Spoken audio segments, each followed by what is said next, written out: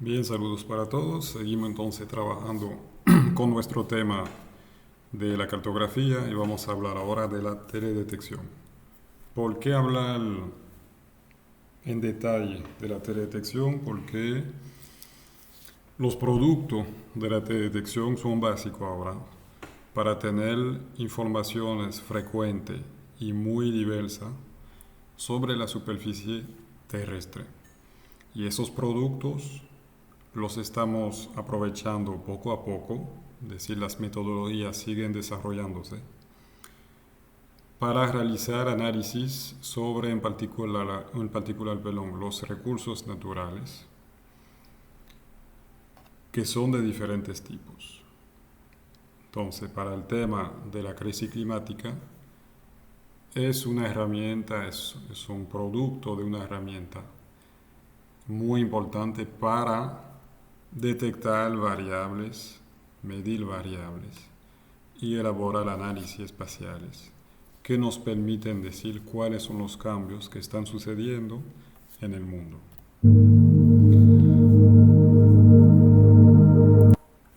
Aquí tienen un video tomado de forma oblicua por la Estación Espacial Internacional sobre el norte de Egipto. Ustedes ven aquí el delta del Nilo y aquí el cauce del Nilo que que va ahora en dirección hacia el sur, hacia la parte alta de la cuenca.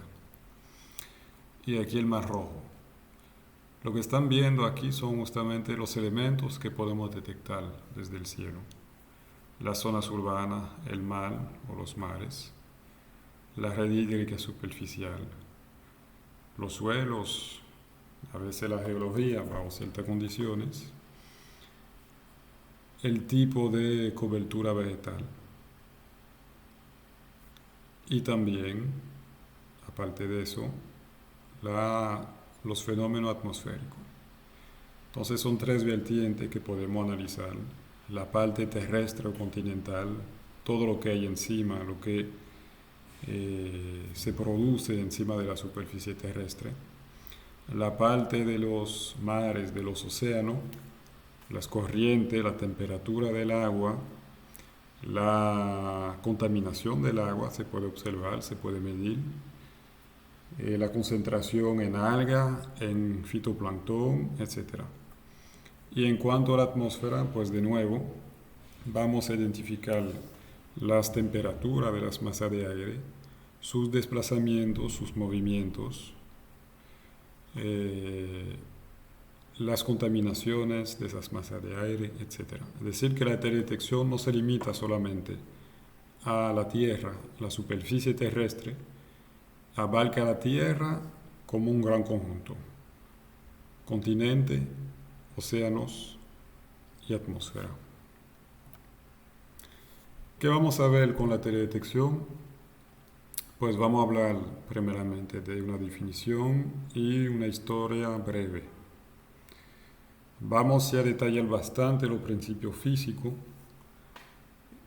ya que necesitamos manejar bien esa parte para luego poder hablar de las resoluciones de un sensor.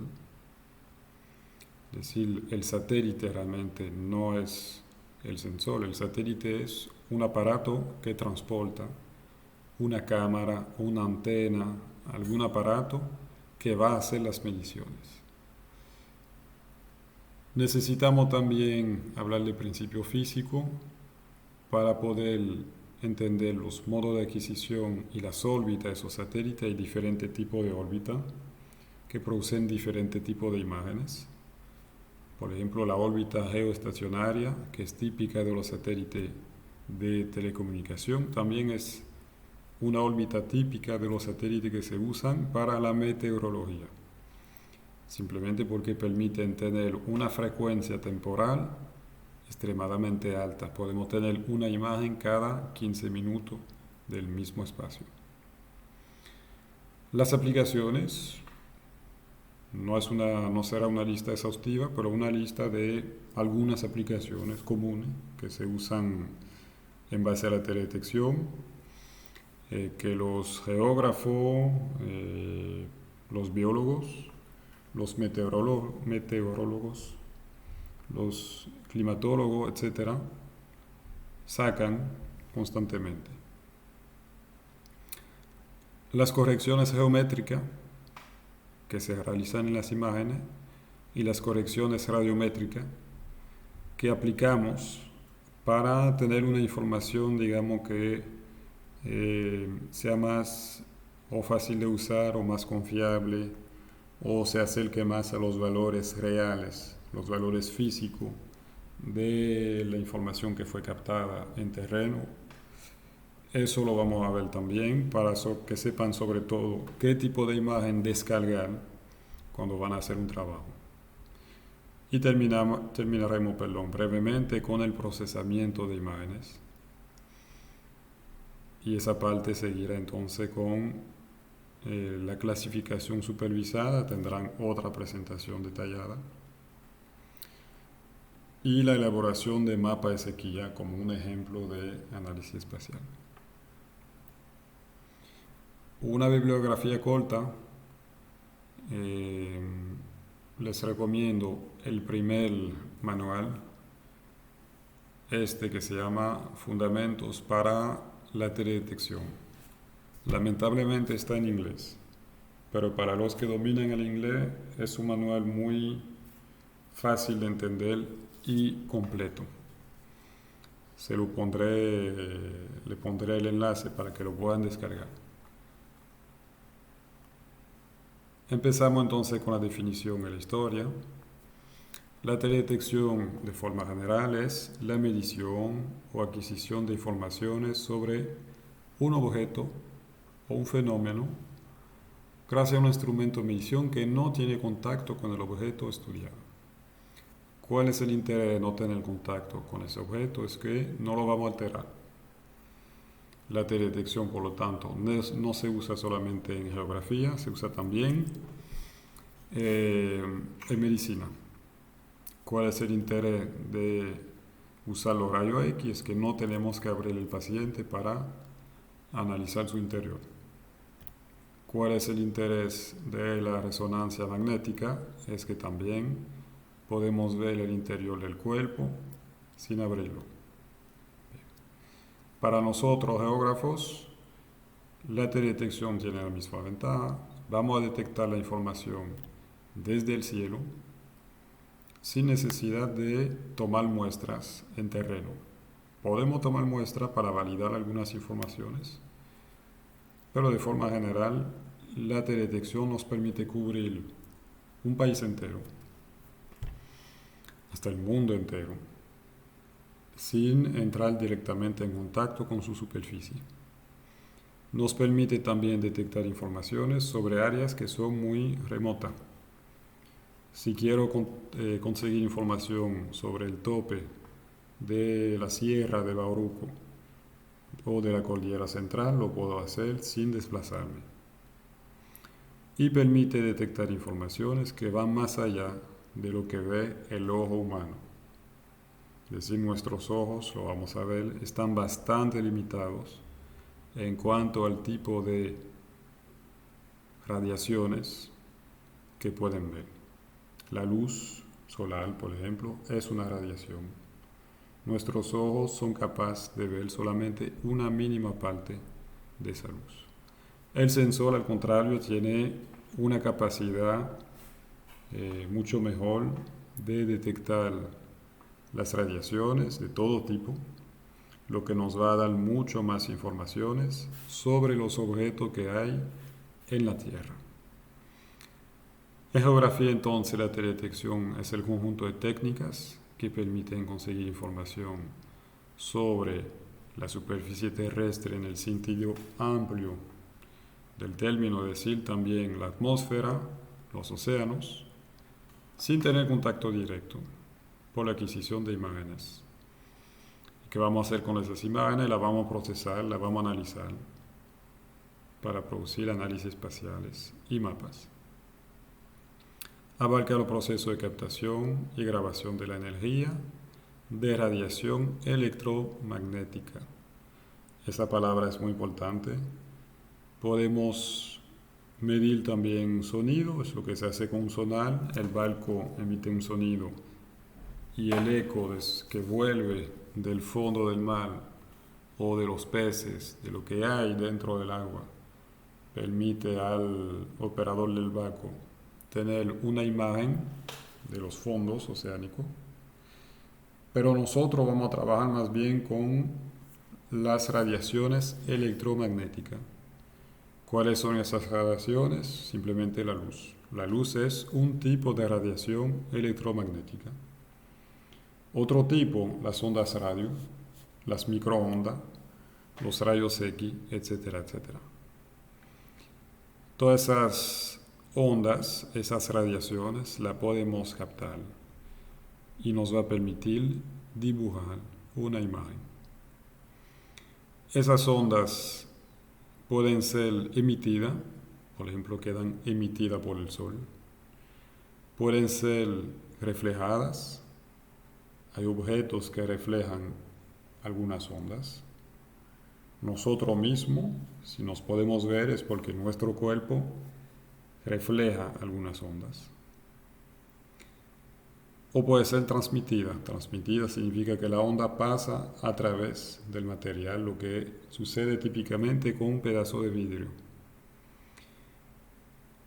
Cuando hablamos de onda o de radiación emitida, también tenemos que pensar en nuestros cuerpos. Cualquier cuerpo que emita calor emite ondas electromagnéticas que pueden ser captadas.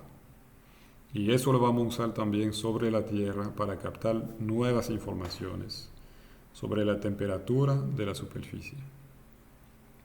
En inglés no hablan de teledetección, hablan de remote sensing, para que conozcan el término, que lo verán, por ejemplo, en el manual que lo mencioné, el manual canadiense, y en otra literatura.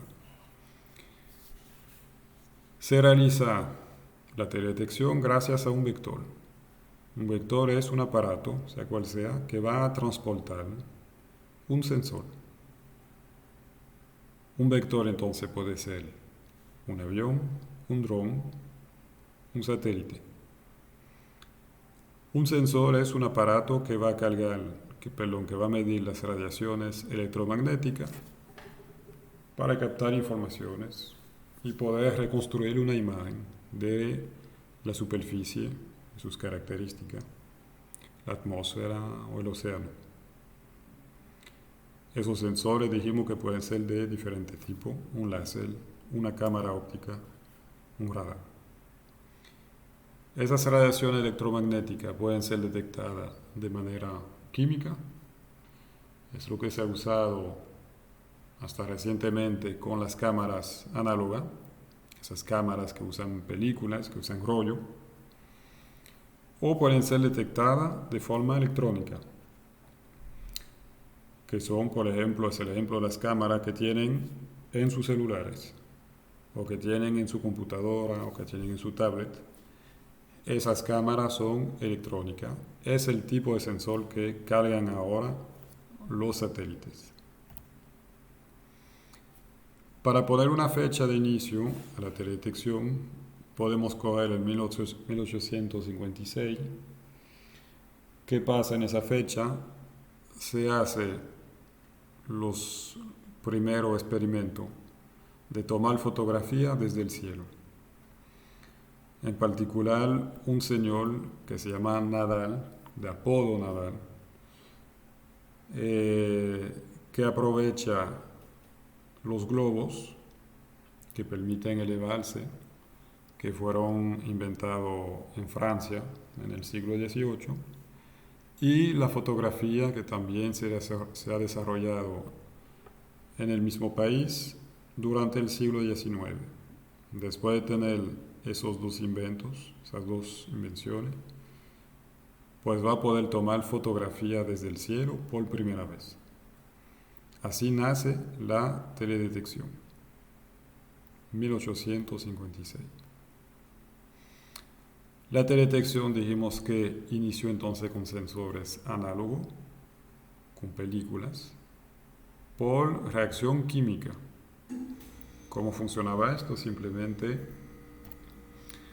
tengo una película con un componente químico puesto sobre la película que reacciona cuando está iluminado. Es decir, que los fotones, las partículas de luz que salen de los objetos, cuando impactan la película, van a modificar su color. Típicamente, ese componente químico era haluro de plata. El haluro de plata, cuando recibe la luz solar, oscurece. Y eso poco a poco nos va a permitir tener una imagen. Inicialmente tenemos una película expuesta en la que todavía no podemos distinguir nada. Hay que pasar por un proceso químico para lo que se llama desarrollar la película o revelarla también.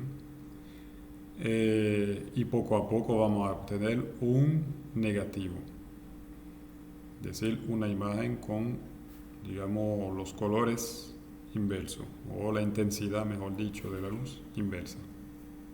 Bien. Cuando usábamos esa metodología podíamos captar solamente los colores naturales. De hecho, no teníamos idea en aquel tiempo de que se podían captar otro tipo de onda electromagnética. Entonces vamos a captar los colores rojo, verde, azul, es decir, los colores que son visibles por el ojo humano. El ojo humano en el fondo tiene conos que permiten detectar esos tres colores primarios. Y la mezcla de esos colores forma entonces, digamos, todo el arcoíris de colores, todos los colores posibles que puede detectar el ojo humano. Arcoíris y más allá, es decir, hasta colores que no están en el arcoíris, como el color rosado. El análisis entonces se realizaba por fotointerpretación. ¿Qué significa esto? Que después de tener una fotografía tomada desde el cielo, desde un globo, desde un avión, pues el operador, un técnico, necesitaba interpretar la información que se veía en la imagen. Reconocer que tal rectángulo es probablemente una casa, que tal otro polígono, un poco más grande, sería, por ejemplo, una parcela agrícola, etcétera, etcétera. ¿Basándose en qué? En diferentes elementos que vamos a ver ahora, que permiten deducir, entender qué información está viendo en la fotografía. Primera mitad del siglo XX se desarrollan las técnicas de detección por avión. Es decir, que vamos a empezar a cargar cámaras en los aviones, en particular a partir de la Primera Guerra Mundial, para poder captar desde el cielo los movimientos del enemigo. Mejoran también las técnicas de fotografía, con mejores lentes, con un material que se vuelve más sensible a la luz y que poco a poco también permite no captar solamente la intensidad de la luz visible en general, que eso produce imágenes a nivel de gris, sino también poder separar los colores y producir fotografía a color. Se desarrolla también la fotogrametría. La fotogrametría es una ciencia que permite hacer mediciones dentro de una fotografía. ¿Y hacer mediciones para qué? Pues en particular para poder detectar los relieves y poder medir altitudes dentro de una fotografía. Reconstruir la tercera dimensión. Una fotografía es un objeto plano en dos dimensiones. Lo que queremos es poder entender cómo era el relieve que se ve en la fotografía cuando eso fue captado por el avión que pasó encima de ese relieve. ¿Por qué hacer todo eso? Porque la información del relieve es muy importante para poder fotointerpretar las informaciones. y se diversifican los usos, es decir que eh, la teledetección permite ahora trabajar el tema de los pozos de petróleo, trabajar su ubicación, trabajar con todos los recursos naturales en general, el aspecto militar también, que obviamente se ha beneficiado mucho del tema de la teledetección y lo sigue haciendo. Es decir que el uso poco a poco de la teledetección ha tocado muchas ramas de la ciencia. Voy a pasar esta explicación de cómo se elabora una fotografía análoga, que no es el tema de mayor importancia para esta presentación. Me paro aquí con una de las primeras cámaras que fueron montadas sobre aviones durante la Primera Guerra Mundial, mirando esta vez a la vertical. Ahorita cuando vimos el delta del Nilo, eso fue captado de forma oblicua. Ahora vamos a empezar a captar la información de manera vertical. Y de alguna manera, tomando varias fotografías una detrás de la otra a medida que pasamos encima de un espacio, pues vamos a poder reconstruir la tercera dimensión y ver los relieves. Aquí tengo un ejemplo de una fotografía aérea que fue captada por el Instituto Cartográfico Militar en el 1958 sobre la ciudad de Santo Domingo. Ustedes ven al sur el Mar Caribe, aquí el río Osama, y lo que era la ciudad en el 58, con una extensión bastante corta. El aeropuerto que ven en el centro ya no existe, era el aeropuerto Andrews, que ahora está ocupado en particular por el NACO, el ensanche NACO. Y la pregunta es, cuando recibimos esta imagen, ¿qué información podemos extraer? Bien. Esas imágenes vienen con unas marcas en el borde, unas marcas fiduciales, que sirven para luego ser trabajadas en aparatos que llamamos estereoscopio, que permiten reconstruir la tercera dimensión. Vamos a ver más para adelante cómo. Aquí abajo tengo informaciones sobre la focal, es decir, unas informaciones sobre la cámara, qué tan lejos estaba el fondo de cámara del lente, una información sobre la altitud de vuelo y la hora exacta. Y dentro de la imagen pues podemos detectar la zona urbana, que reconocemos como por su color, pero sobre todo aquí por esas calles, esa malla, esa cuadrícula, con ese conjunto de calles paralelas y perpendiculares, muy típico del sistema español y norteamericano. Ahí en el norte vamos a identificar un bosque. ¿Por qué? De nuevo, los colores son diferentes y las formas también son muy irregulares. Y veremos que la textura también, es decir, esa variación de tono dentro de esos pequeños conjuntos es muy diversa. Es decir, tenemos una superficie que parece tener rugosidad, al contrario de la zona urbana que tiene una superficie casi lisa. Es decir que son muchos elementos que nos dicen si estamos viendo una zona natural, una zona urbana u otro tipo de elemento. Si nos acercamos, entonces vemos de nuevo esa malla, esa cuadrícula sobre la zona urbana, y aquí en la zona oriental los primeros barrios que se formaron. ¿Cómo detectamos entonces la información? ¿Cómo hacemos fotointerpretación? Eso es importante. ¿Por qué? Porque hoy nosotros la usamos poco, Es decir, vamos a usar la computadora que nos va a ayudar en identificar los objetos que hay en la imagen. Pero sí tenemos que darle muestras a esa computadora. Vamos a tener que decirle a la computadora que esto, por ejemplo, es una parcela agrícola y esto es un pueblo, una zona urbana, para que luego la computadora haga el trabajo de identificar todos esos píxeles y clasificarlos, decir si esos píxeles son de zona agrícola o de zona urbana, uno por uno. Bien. ¿Cómo hacemos eso nosotros visualmente? Primeramente trabajamos con las formas, la forma de los objetos. Trabajamos también con el tamaño. No es lo mismo un pequeño rectángulo y un gran rectángulo. Nos dice que se trata de diferentes objetos. Vemos también la orientación, vemos los colores, vemos la textura que mencionaba anteriormente, es decir, si la superficie, si el objeto tiene una superficie lisa o con rugosidad.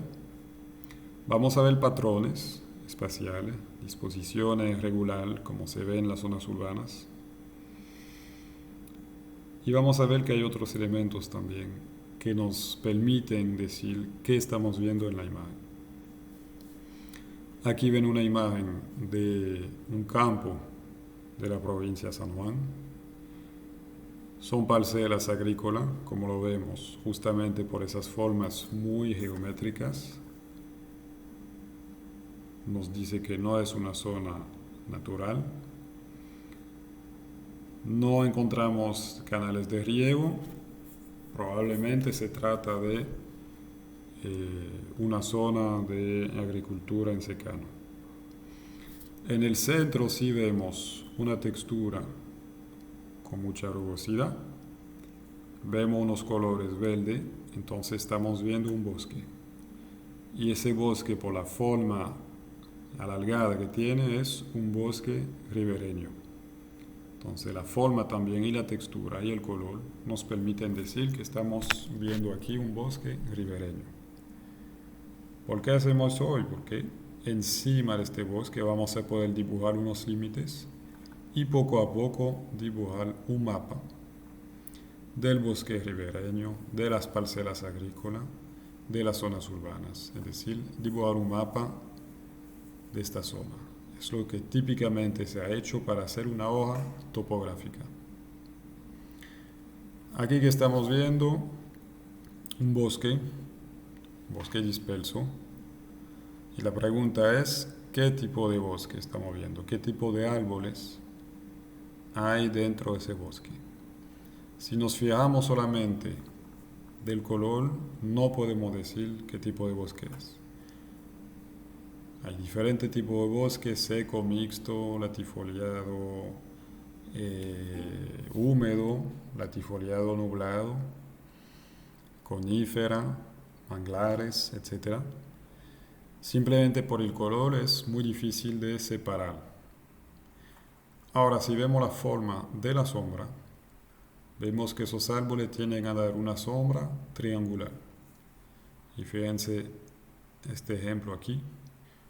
La sombra sí nos dice que estamos viendo un bosque de conífera. Entonces no es solamente los colores, textura y demás, sino también otras informaciones como las sombras que nos permiten fotointerpretar esas informaciones. Aquí tenemos un bosque bastante denso.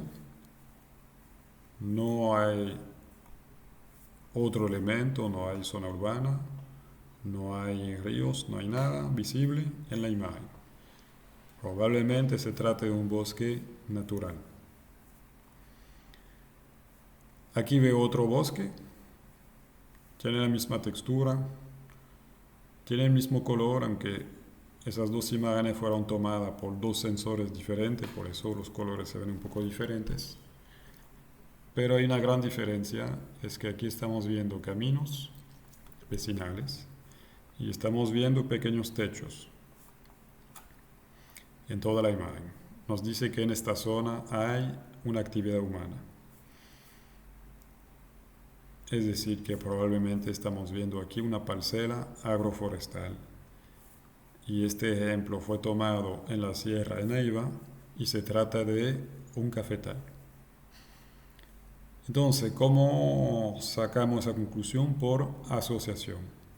Si vemos que en un mismo lugar encontramos un bosque húmedo y una red de caminos vecinales con techos, entonces estamos probablemente viendo una parcela agroforestal y eso lo sacamos por asociación. Bien. ¿Qué otra información necesitamos para fotointerpretar? Como les decía, es el relieve. ¿Cómo sacamos el relieve? Típicamente vamos a usar un estereoscopio. Eso es un estereoscopio profesional de los que se usaban en el Instituto Geográfico Universitario y en el Instituto Cartográfico Militar. Digo que se usaban porque ahora usamos la computadora para hacer el mismo procesamiento. ¿Y qué vamos a poner en el estereoscopio? Vamos a poner aquí una foto aérea y aquí otra fotografía aérea. Ambas fotografías cubren el mismo territorio en tierra, pero fueron tomadas desde dos puntos de vista diferentes. Es decir, que el avión pasó encima del lugar de interés, tomó una primera fotografía, siguió avanzando, tomó otra fotografía y esas dos fotografías se solapan por parte. Es decir, que en esas dos fotografías puedo ver los mismos objetos desde dos puntos de vista diferentes. ¿Por qué hacemos eso? Para reproducir la visión humana. La visión humana funciona de tal manera que el ojo izquierdo ve una imagen del mundo, el ojo derecho ve otra imagen del mundo. Hay diferencias entre lo que ven esos dos ojos. Si ustedes cierran el ojo izquierdo y luego cierran solamente el ojo derecho, van a ver que los objetos se desplazan. Tienen, y sobre todo el fondo, la pared, por ejemplo, que están viendo, todo eso se mueve. Se mueve debido a que tienen dos puntos de vista diferentes. Y va a aportar lo que se llama el o la paralaje, es decir, un desplazamiento continuo de los objetos que se debe a que estamos viendo la información desde dos puntos de vista diferentes. Nuestros dos ojos ven dos imágenes diferentes y nuestro cerebro con esas dos informaciones logra entender la profundidad de esos objetos, qué tan cerca o lejos están de mí. Bien. Entonces aquí hacemos lo mismo. Una fotografía aquí, otra fotografía a la derecha. El operador va a poner sus dos ojos aquí en el centro. Con el ojo izquierdo ve la primera imagen, con el ojo derecho ve la segunda imagen.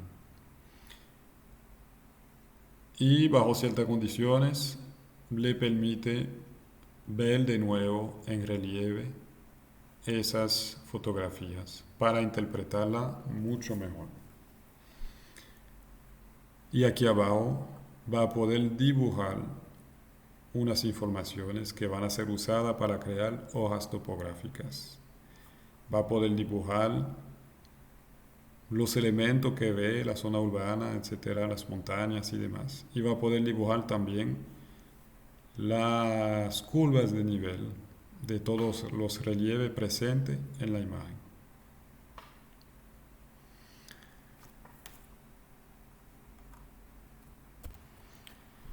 Veamos un ejemplo de lo que se hace hoy en día con la fotogrametría. Aquí tienen una fotografía que fue tomada por un dron sobre una minera del país. Y si vemos una sola fotografía, pues sacamos informaciones de nuevo por la textura, el color, el tamaño, la forma, etc. Pero nos falta los relieves para entender qué tipo de objeto estamos viendo realmente. Pues con la fotogrametría vamos a poder crear un modelo en 3 dimensiones del mundo que fue captado por el dron. Y lo que veíamos de forma plana, ahora lo estamos viendo en relieve y entendemos que esto es la parte alta. Aquí hay un talud, una especie de camino en el centro, y eso sigue vertiendo hacia dónde, hacia abajo, hacia las lagunas que están llenas de sedimentos por la actividad minera que se da más arriba. O sea que nos da muchas más informaciones para interpretar lo que estamos viendo en nuestras fotografías. Aquí otro ejemplo de fotografía que fueron tomadas encima de un pueblo que está cerca de esa minera. Tenemos casas. ¿Cuál es la altura de esas casas? ¿Son pequeñas, son altas? Pues eso lo vamos a sacar justamente con el modelo en 3 dimensiones, que nos permite entender qué tipo de objeto estamos viendo en la imagen.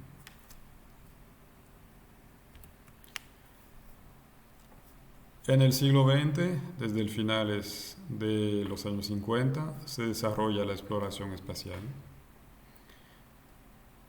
Inicialmente con películas, es decir, que esos satélites cargaban rollos y buscaban la manera de enviar esos rollos de fotografía desde el espacio hacia la Tierra, que era bastante complicado. Poco a poco tenemos sensores digitales que se desarrollan, que van a poder ser montados en los satélites y enviar sus informaciones a través de ondas radio. Para el público en general, las primeras imágenes satélite que se van a poder usar son las imágenes del satélite Landsat, o de la misión, mejor dicho, Landsat 1, en el 1972. Es un satélite que fue elaborado específicamente para estudiar la Tierra. ¿Cómo trabaja el satélite? Mide una intensidad de las radiaciones electromagnéticas que reflejan los objetos. ¿Qué tipo de radiación? Típicamente la luz solar. Es decir, que el Sol emite radiaciones. Esas radiaciones entran en contacto con la superficie de la Tierra, con los objetos que están en la superficie. Y esos objetos van a reflejar parte de esas radiaciones en todas las direcciones, inclusive hacia el sensor del satélite. ¿Qué hace el sensor? El sensor es típicamente una matriz de celda. Cada celda va a medir la intensidad de la luz que le llega y convertir esa intensidad en un valor numérico. Por ejemplo, entre 0 y 100. Si recibió mucha luz, da el valor 100. Si recibió poca, da el valor 0. Y entre esos dos extremos, pues, podemos tener cualquier variación. ¿Qué vamos a hacer después de tener un valor?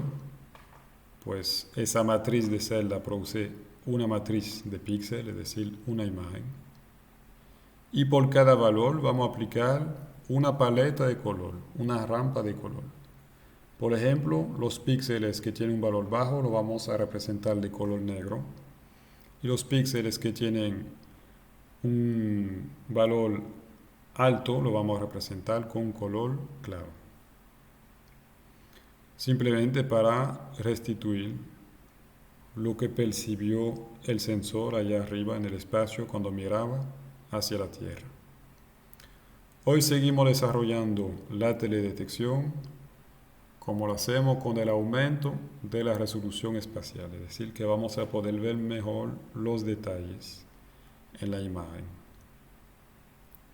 Voy a poder empezar a ver vehículos, hasta personas dentro de mi imagen, es decir, que voy a poder identificar más objetos dentro de la imagen poco a poco a medida que van mejorando los sensores. Vamos a aumentar también la resolución espectral. Eso lo vamos a explicar más en detalle después, en otro capítulo. Pero se trata de que básicamente vamos a poder detectar más colores, entre comillas. Una baja resolución espectral es una imagen que presenta solamente unos niveles de gris, como esas fotos análogas que vimos anteriormente. Una imagen de mejor resolución espectral es una imagen que puede cortar el espectro en diferentes pedazos para producir una imagen con varios colores. Entraremos en detalle después sobre eso. Aumenta también la resolución radiométrica, es decir, qué tan sensible es el sensor a la luz que le llega. ¿Se acuerdan que dijimos que la matriz de celda da un valor numérico que puede variar de 0 a 100? Tengo sensores que pueden cortar esas intensidades, no solamente entre 0 y 100, sino entre 0 y 65.000. En ese caso tiene una mejor resolución radiométrica, es capaz de separar mejor cualquier pequeña variación en la intensidad de la luz que le llega. Y eso nos va a dar más informaciones sobre los objetos que estamos viendo en la imagen. Vamos a poder aumentar también la resolución temporal. Eso significa que ahora tenemos muchos satélites que están dando la vuelta alrededor del mundo y esos satélites permiten captar informaciones con mucha frecuencia. ¿De qué nos sirve eso? Pues en vez de hacer un análisis del uso y cobertura del país cada 5 o 10 años, como se hacía antes, porque contábamos con fotografías aéreas, había que organizar una campaña de captación, grabación de fotografías aéreas sobre todo el país. Eso costaba mucho dinero, era bastante tedioso. Ahora podemos tener una información, una imagen sobre el país cada 4 días, hasta menos. Por lo tanto, podemos producir un análisis de su cobertura cada 4 días y ver la evolución, entonces monitorear, por ejemplo, los incendios forestales, la tala de los árboles, la contaminación del agua, todo eso con una alta frecuencia temporal. También se han desarrollado los sensores activos, típicamente los radares, que lamentablemente no vamos a poder tocar por falta de tiempo, pero los radares permiten emitir su propia onda electromagnética sin ayuda del sol y captar lo que vuelve, los ecos que vuelven de esa onda. Son muy interesantes para la parte tropical porque, o sea, decir todos los países de la zona intertropical como el nuestro, porque esa onda no es sensible a la nube, es decir, la onda atraviesa la nube y capta lo que hay por debajo. En nuestro país tenemos mucha nube constantemente el año entero. Hay zonas que no dejan de tener nube, por ejemplo los Haitises, el tope de la cordillera central, o la vertiente norte, mejor dicho, de la cordillera central. Pues con un radar, un sensor radar, una antena radar, siempre vamos a poder captar informaciones el año entero y sacar información. Otro tipo de sensor activo, el LIDAR, que es un láser que apunta a la vertical hacia abajo, desde el satélite hacia abajo, y permite en particular medir muy bien la altitud del terreno para reproducir el terreno en un raster que llamamos modelo digital de terreno. ¿De qué sirve ese modelo digital de terreno? Sirve para hacer mapa de inundación, sirve para hacer mapa de deslizamiento, sirve para calcular la pendiente, etcétera, etcétera. Sirve para un montón de elementos y de procesamiento. Tenemos ahora múltiples satélites públicos, como Landsat, como Sentinel de la Agencia Espacial Europea, y tenemos también múltiples satélites privados.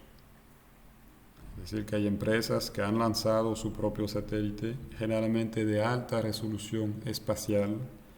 Se pueden ver detalles, elementos que miden 30, 40 centímetros en la imagen, pero esas imágenes las venden. ¿Y para qué se producen todas esas imágenes? Para la meteorología, la oceanografía, la observación militar, etcétera, etcétera.